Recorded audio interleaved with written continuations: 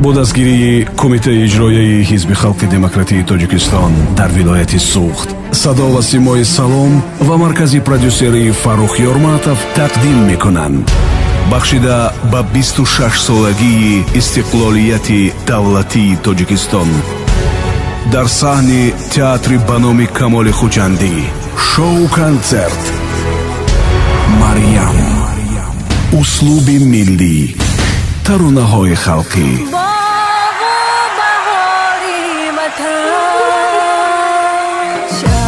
садое ки ба қалб илҳом мебахшад. Марьям барои шумо тарона месарояд. шоу-консерти Марьям санаи 28 сентябри соли равон соати 19 дар саҳни театри ба номи Камоли Хуҷандӣ баргузор мегардад. шоу-консерт дар фазои кушод. таронаҳои Марьям барои дилхушии шумост. биёед ва шоми худро бо хушӣ бигзаронед.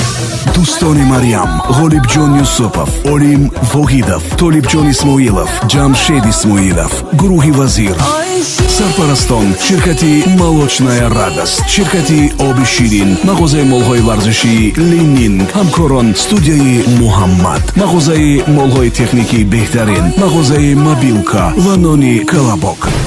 рақам барои иртибот 92 992 93 30 92 828 2882.